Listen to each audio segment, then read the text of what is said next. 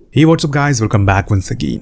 अफवाह या फिर रंजिश, इसी दो चीज को सुलझाते सुलझाते कैसे अमेरिका जैसा देश अफगानिस्तान को कभी अपने शिकंजे में नहीं कर पाया। वजह सबको पता है, लेकिन क्या असली वजह किसी को पता है? वो बातें जिसे आज तक अमेरिका की सीक्रेट सर्विस ने छुपा कर रखा है पूरी दुनिया से, क्योंकि उसमें कुछ ऐसा था जो हकीकत से परे था। लेकिन आज वो किताब खुलने वाली है।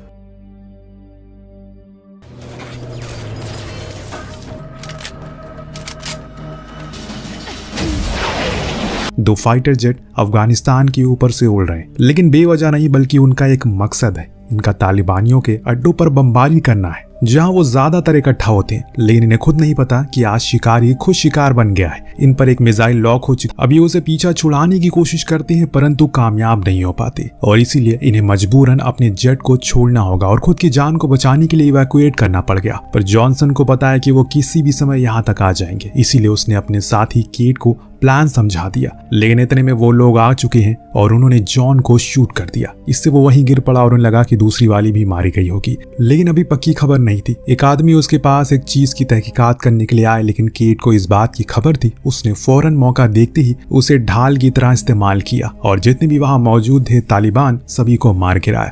लेकिन उसकी साथी की हालत अब बहुत गंभीर हो चुकी है। केट ने काफी कोशिश करी किसी भी तरह करके उसे जगाए रखे, लेकिन जॉनसन का समय आ चुका है। उसने जाते जाते बस इतना ही कहा, अपना ख्याल रखना। अब केट के लिए पल बहुत ही ज्यादा भावुक था, क्योंकि जॉनसन उसका सबसे करीबी था। उसने उसकी जान बचाने के लिए खुद की जान की बाजी लगा दी, लेकिन वो उसे बचा नहीं पाया। यहाँ ज्यादा देर रुकना उसके लिए ठीक नहीं है, इसीलिए उसने फैसला किया कि वो अपने बेस की तरफ जाएगी, जो यहाँ से मीलों दूर है। और करे भी तो क्या, उसके पास कोई चारा भी तो नहीं है। अब मरे हुए दुश्मनों के जितने भी हथियार थे सबको उसने अपने पास रख लिया और निकल पड़ी इस रेगिस्तान में अपनी मंजिल की तरफ। ये रेगिस्तान कोई आम रेगिस्तान नहीं है। केट को अच्छे से मालूम है ये वही जगह है जहाँ कभी ना मंगोल जीत पाए और ना ही रूसी, तो उसकी तो कोई औकात ही नहीं है यहाँ पे। इसीलिए हर कदम उसे फूक फूक कर रखना पड़ेगा। केट के कुछ ही दूर चलने के बाद हमने देखा कि एक आतंकवादी अभी भी जिंदा बच गया है। उसने फौरन ही अपने साथियों को इत्तिला कर दिया एक लड़की बच चुकी है और उसे हमारे कई लोगों को मार दिया है। उसके इतना संदेश पहुंचते ही कुछ और तालिबानी वहां पहुंच गए। उधर केट ने भी सभी को देख लिया, क्योंकि वो थोड़ी ऊंचाई पर थी और इसीलिए फौरन वो वहां से नीचे उतरने लगती है, क्योंकि अगर वो ऊपर रही तो उनके निशाने पर आ जाएगी। अब नीचे आते समय उसकी नजर पड़ी एक वीरान पड़े बंकर पर, जिसके बाहर एक बड़ा सा एंटीना भी लगा था। अब ये देख वो समझ नहीं पाई कि असल में ये जगह है क्या, लेकिन जब वो करीब गई तो इन्हें पता चल गया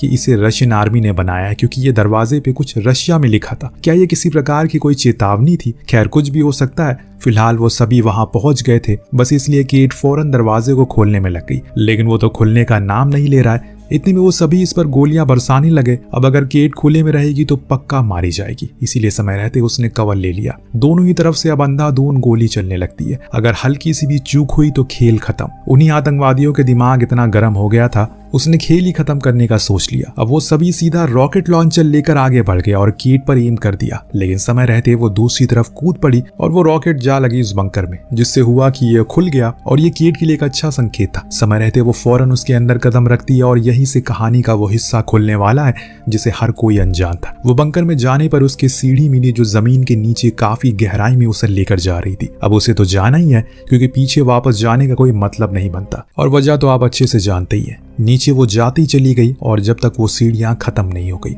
अब वो रुकी तो एक ऐसी जगह पर पहुंची जो पूरी तरह से अंधेरे में चूर थी। साथ में एक बेहड़ी बदबूदार गंध थी, जैसे वो अंदाजा लगा सकती है कि हो सकता है कि यहाँ पर किसी समय पर कोई जहरीली गैस लीक हो गई हो, क्योंकि उसे कुछ मार्क्स भी टंगे मिले हुए थे। लेकिन जब उसने एक कदम और आगे बढ़ाया तो उसकी आंखें चौंधिया गई एकदम से। असल में वहां एक सड़ी हुई लाश थी जो थी तो इंसान की, लेकिन उसकी हालत को देखकर नहीं कह सकते ये किसी समय पर इंसान रहा होगा। केट का दिमाग काले घोड़े की तरह दौड़ने लगा, क्योंकि वो इस जगह पर पहले भी कई बार आ चुकी है, पर उसने कभी इस जगह को अच्छे से पहले नहीं देखा। क्या ये अभी कुछ दिन पहले बना है? अगर हाँ, तो अभी तक ये किसी को दिखा क्यों नहीं? और इसी कश्मकश में वो आगे बढ़ रही थी, पीछे पीछे उसकी मौत भी आ रही है। मतलब कि वो आतंकवादी जो अब खुद भी इस बंकर में आ चुके हैं। अब कुछ दूरी का फासला तय करने पर उसे कुछ दस्तावेज मिलते हैं जिस पर किसी टेस्ट के बारे में लिखा था। ये शायद किसी समय पर रशियन आर्मी द्वारा किया गया होगा, क्योंकि जैसे कि हम जानते हैं ऊपर रशियन भाषा में कुछ लिखा था। वहां उसे एक फ्लैश ड्राइव भी मिलती है जो हो सकता है कि उसे आगे जाकर काम आए। इस बीच ये सारे आतंकवादी एक बड़े से हॉल जैसी जगह पर पहुंच चुके थे, पर वहां काफी अंधेरा था। पर कुछ ही समय के बाद रोशनी आ गई और तब उन्होंने जो देखा वो लगभग सुन्न हो जाते हैं। दरअसल वहां पर चारों ओर सिर्फ बड़े बड़े जार रखे हुए थे जिसमें किसी किस्म का लिक्विड भरा था। उसी के अंदर कुछ मौजूद था, जो क्या था किसी को पता नहीं है, लेकिन उनका आकार और दहशत से हर किसी की रूह मानो शरीर को छोड़ने वाली हो। इतने में कीट ने एक आतंकवादी को मार गिराया और इसी हड़बड़ी में एक गोली जा लगी उस जार पर, जिसके अंदर मौजूद वो चीज बाहर आ गई और कुछ देर में मानो उसमें जान आ गई। अंधेरे होने की वजह से हम उसे सही से देख तो नहीं पाते, लेकिन हाँ, उसके आकार और दहाड़ से अंदाजा जरूर लगा लिया जाता है कि ये इंसान तो बिल्कुल नहीं है। फिलहाल अभी तो किसी के पास समय नहीं है इन सब बातों को समझने का, और इससे पहले कि ये लोग खुद की जान को बचाते हैं, उधर कीट भी जैसे तैसे करके ऊपर की ओर आती है। उसी दौरान हम नीचे देखते हैं वो चीज एक आतंकवादी की अतड़ियों को निकाल कर बड़े ही चाव से खाने लगती है, जो चीज देखकर दूसरा वाला साथी अपने आप ही स्ट्रोक से मर जाता है। तो वहीं ऊपर भाग रही कीट को एक बंदे ने पकड़ लिया, लेकिन उससे पहले कि वो उसे कुछ करता उतने में पीछे से वो हैवान आ गया और उसने उसे बीच से पूरी तरह से चीर कर रख दिया। बेचारी केट तो खुद की जान बचाकर बाहर आ गई, पर वो भी पीछे ही था, लेकिन गेट भारी था और पूरी तरह से खुले नहीं थे। ऊपर से कीट अब लगातार उन पर शूट करती रहती है, जिससे वो घायल हो गया और पीछे हो गया। इतने में कीट को एक आतंकवादी ने पकड़ लिया, लेकिन जब उसने उस हैवान की गुर्राहट को सुना तो उल्टे पांव भाग गया। इन बीते घंटों में क्या हुआ कीट को कुछ समझ नहीं आया। ये जगह किसकी बनाई हुई है, क्या काम होता है यहाँ पर, और ये चीज क्या थी? इन सारे सवालों से अनजान थी वो,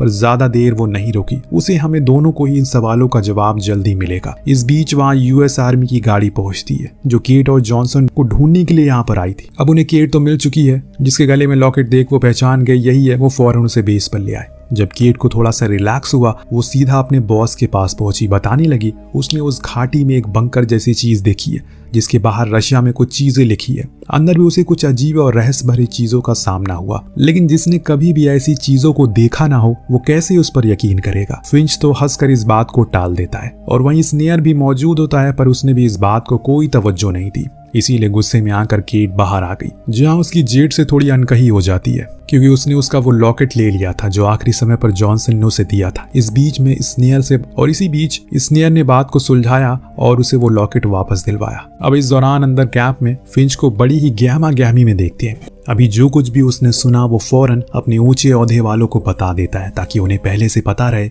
इस दौरान उसके हाथ में हम एक लिफाफा देखते हैं, जो शायद लेटर है, लेकिन ये लेटर उसकी जिंदगी का बहुत बड़े अतीत का हिस्सा है, जिसके कारण वो एकदम ऊंचे पद से नीचे आ गया। पर वो था क्या उसे नहीं पता। थोड़ी देर के बाद स्नेयर केट को उसके इलाज के लिए डॉक्टर के पास लेकर गया, जहां उसने समझाया कि भले ही फिंच उसके प्रति इतना कठोर रहता है, लेकिन अंदर से वो किसी पके हुए आम की तरह एकदम नरम।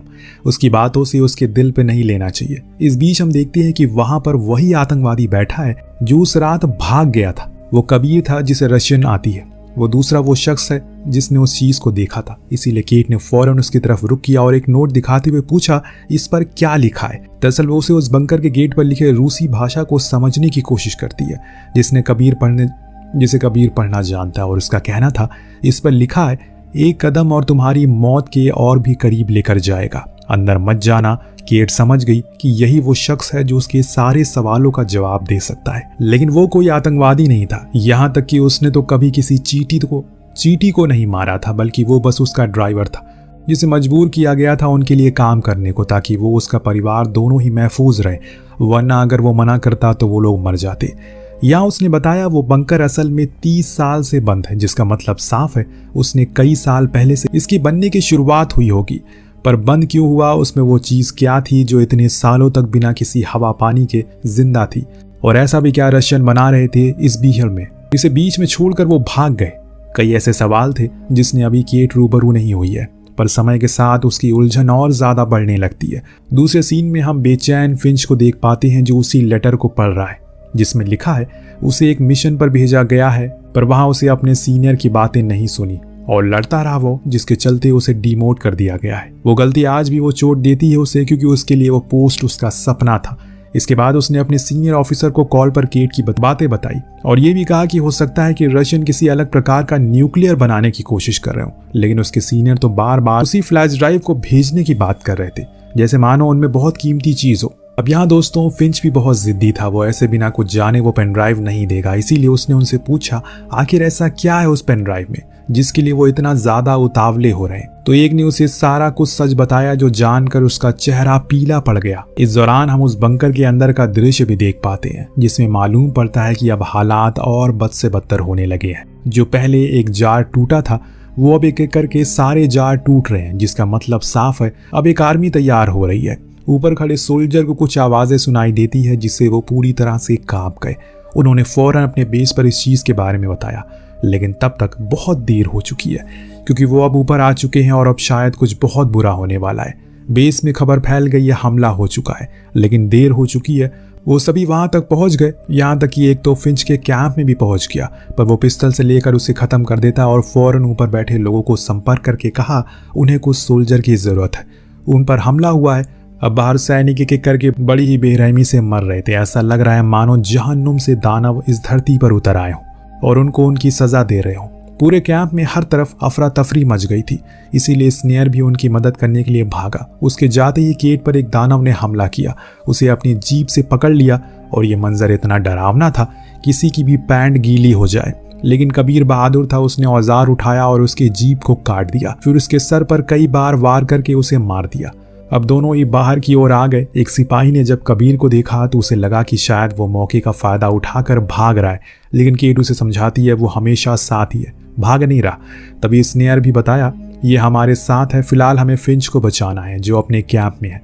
ये सभी उसी की तरफ बढ़ चुके हैं, लेकिन अंदर फिंच की एक दानव से भिड़त हो जाती है। बंदूक ना होने के कारण वो उसे बेसबॉल से ही मार कर खत्म कर डालता है, पर वो घायल हो चुका है। इसीलिए स्नेयर फौरन उसे बाहर लेकर आया और इसी दौरान एक सिपाही ने पास खड़े एक कंटेनर को देखा, उसे फौरन खोला। अभी आज रात के लिए उनके लिए इससे सुरक्षित जगह कोई नहीं होगी, चारों तरफ तो उनकी मौत मंडरा रही है। इसीलिए घायल फिंच को लेकर अंदर घुस गए और जल्दी से गेट मजबूती से बंद कर दिया। ये सभी सुरक्षित तो हो गए, लेकिन इनके मन में कई सवाल अब पैदा हो गए जिनके जवाबों से ये पूरी तरह अनजान है। कुछ लोग घबराए हुए हैं क्योंकि कबीर उनके साथ था। उन्हें अभी भी उसकी सच्चाई नहीं पता, लेकिन कीट को अब उस पर भरोसा है। इसीलिए वो उसे इस कहानी को बताने को कहती है। तब उसने बताना शुरू किया वो एक पश्तून है, यहीं पास में एक छोटे से गांव में रहता है जो कभी आबाद हुआ करता था, लेकिन रशियन ने अपनी ज़रूरतों के हिसाब से हमें इस्तेमाल किया, हमारे बीवी बच्चों पर जुल्म किया, जिसके चलते धीरे धीरे करके वो हंसता खेलता गांव बर्बाद हो गया। बचे हुए लोगों का कहना है कि एक दिन उनके गांव के पास में ही ब्रह्मांड से एक बड़ा सा पत्थर आकर गिरा, जिसके चलते उन्होंने उसे फौरन इलाके पर अपना कब्जा कर लिया। तब हम जैसे बचे हुए लोग जो उस गांव के निवासी थे, उन्होंने थक हार कर ये जंग शुरू कर दी। लेकिन इसमें हम दोनों के अलावा भी कोई था जो जब वार करते थे तो इंसान की सिर्फ मौत नहीं होती थी बल्कि वो गायब हो जाते थे। वो चीज़ क्या थी, कहाँ से आई थी, किसी को आज तक नहीं पता चला। जो चीज़ मैंने बंकर में देखी वो एकदम अलग थी। शायद रशियन कुछ बनाने की सोच रहे हैं, लेकिन बना नहीं पाए। सुबह हुई तो ये लोग उस कंटेनर से बाहर आए और तब जो मंजर इनके सामने था वो इन्हें हिलाकर रख देता है। सिर्फ उनके साथियों के अंग वहां पड़े थे, किसी का पैर था तो किसी का सर था। लेकिन ताज्जुब की बात ये थी उस दानव का कोई मृत्यु शरीर नहीं था। हो सकता है कि वो अपने लोगों को लेकर चले गए हों, लेकिन किस्मत अच्छी थी, एक अभी भी जिंदा था, जिसके चलते वो इत्मीनान से देख पाते हैं। तभी उन्हें समझ में आता है कि असल में माजरा क्या है। फिंच ने केट से माफी मांगी क्योंकि उसने पहले उसकी बातों पर ध्यान नहीं दिया। हालांकि वो बुरी तरह से घायल था, लेकिन फिर भी उठ खड़ा हुआ और सभी को सच्चाई से रूबरू करवाया। उस पेन ड्राइव को देखने के बाद उसे काफी कुछ जानने को मिला, जैसे आज से 45 साल पहले इस जगह पर कोई पत्थर नहीं बल्कि एक स्पेसशिप क्रैश हुआ था जिसमें एलियन थे। और जब उस बारे में रशियन को पता चला तो उसने पूरी दुनिया से झूठ कहा कि वो एक मेटेराइड है, पर असल में वो कुछ और ही थे। उन्होंने उसके अंदर मौजूद एलियन के डीएनए को इंसानों के डीएनए से ब्रीड कर दिया, फिर बना डाला ये नासूर जिसके दांत किसी शार्क की तरह थे, लेकिन अंदर के शरीर किसी इंसान की तरह। इतनी आसानी से ये नहीं मरते और अभी न जाने कितने ऐसे हैं। और ऐसे अगर ये इतने सारे हैं तो सोचिए जो एलियन आए होंगे वो कैसे होंगे। अचानक तभी वो नासूर जाग गया और सभी पर हमला करना शुरू करता है। सबसे पहले शिकार उसका केट थी, पर कबीर ने उसकी इस बारी भी मदद करने की कोशिश की, लेकिन हाथ बंधे होने के कारण वो कुछ कर नहीं पाया। परंतु बाकी के लोगों ने जैसे तैसे कर उस पर काबू तो किया, लेकिन इसी वक्त फिंच एक ग्रेनेड लेकर उस पर कूद पड़ा और इससे उसके पर खच्चे उड़ गए, साथ साथ में वो भी मारा गया। फिंच की मौत से हर कोई स्तब्ध रह गया। लेकिन अब उन सभी को कबीर पर भरोसा हो चुका है, इसीलिए वो उसके हाथों की हथकड़ियों को खोल देते हैं। इन सभी ने कसम खाई कि अब वो कुछ भी हो जाए अपने शहीद हुए साथियों को मौत का बदला जरूर लेंगे। बाहर हम कबीर को अकेले बैठा देखते हैं। उसके पास केट आई अपने बारे में बताने लगी। जैसे उसने अपने परिवार को खोया है, वैसे ही उसने अपने पति को अपनी आंखों के सामने खोया है। वो जॉनसन की बात कर रही थी दोस्तों। जी हाँ, वो उसका पति था। इसके बाद अब सभी को उस जगह को छोड़ देते हैं और पहुंच जाते हैं उस रहस्यमयी बंकर में, जिसे अब इन्हें तबाह करना है। इसीलिए उन्होंने उसके अंदर बम लगा दिए। लेकिन इससे पहले कि वो वहां से जाते, केट का लॉकेट वहीं गिर पड़ा। स्नेयर जानता है कि उसके लिए कितना जरूरी है, इसीलिए वो उसे लेने गया, परंतु तभी नीचे एक दानव आया। उसने अपने साथ उसे गहराई में ले गया। सभी को लगा कि वो मर चुका है, इसीलिए ये लोग बाहर आ गए।